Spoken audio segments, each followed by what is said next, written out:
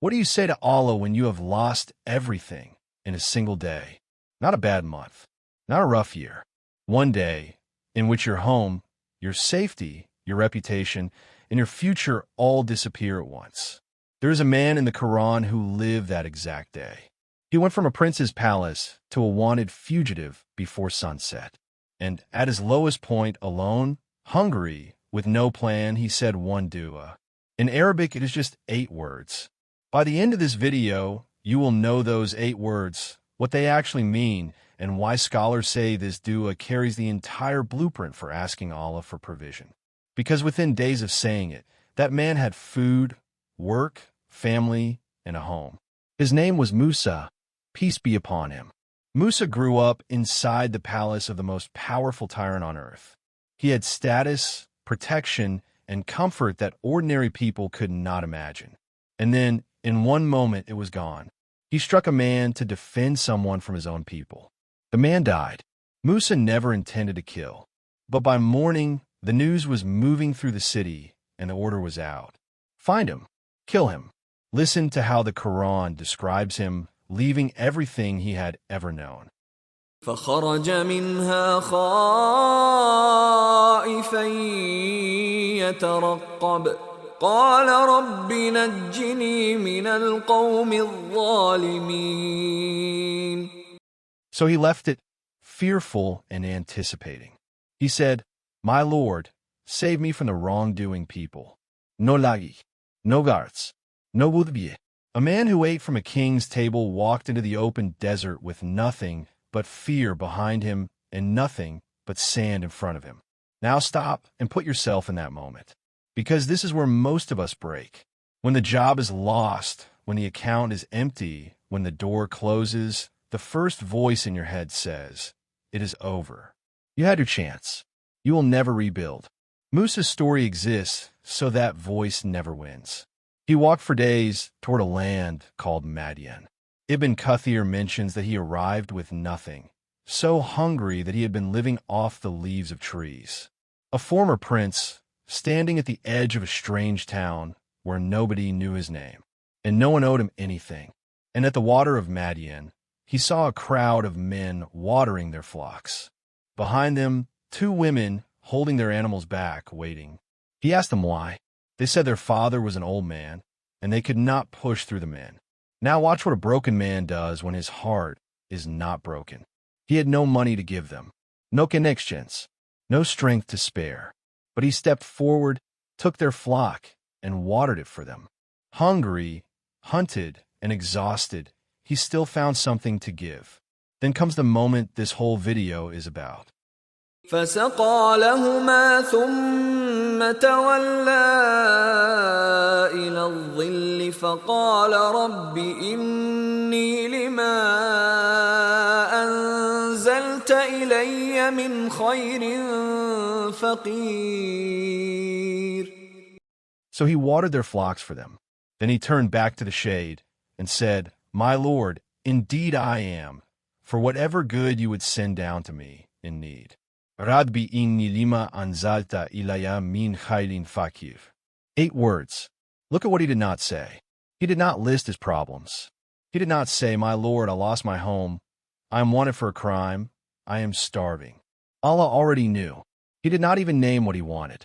No amount. No deadline. No instructions to his creator. He simply laid his poverty next to Allah's treasury and said, Whatever good you send me, I am in need of it. Ibn Kathir mentions that at that moment, Musa would have been grateful for a single mouthful of food. That is the level of need behind these words. And yet there is no complaint in them. No despair. Just a servant opening his hands. Scholars point out 3 things hidden inside this dua. First, he attached himself to Allah's mercy, not to his own plan. Whatever you send down. He left the size, the timing, and the form of the answer completely to Allah. That is tawakkul in one sentence. Second, he admitted his poverty as an honor, not a humiliation. Fakir, in need. In front of people, admitting need feels like shame. In front of Allah, it is the most powerful position a servant can stand in. Allah is the rich. You are the poor one. Say it, and you have told the truth that unlocks the door. Third, he did the work first. He watered the flock, then he made the dua. Effort, then asking. The hand moves, then the heart asks. That order matters. And now watch how fast the answer came.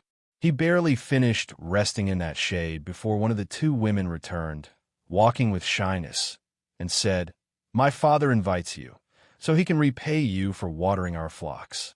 One small act of kindness, done with no expectation, was already coming back to him. He walked to their father, an old righteous man, and told him his whole story. And the old man said, "Do not fear. You have escaped from the wrongdoing people." The fear answered. Then, in the very next verse, the provision. قالت إحداهما يا أبت استأجره إن خير من استأجرت القوي الأمين. One of the women said, "O my father, hire him. Indeed, the best one you can hire is the strong and the trustworthy." A job offered to a man who had been starving in the shade days earlier. And it did not stop there. The old man offered Musa one of his daughters in marriage, with employment for a set term. Work, income, a wife, a family, a home, and safety, all flowing from one moment of service and 8 words of dua. The fugitive who owned nothing became a shepherd with a future. And years later, that same man would return to Egypt not as a criminal, but as a prophet. So what does this mean for you, sitting there with your own version of that desert?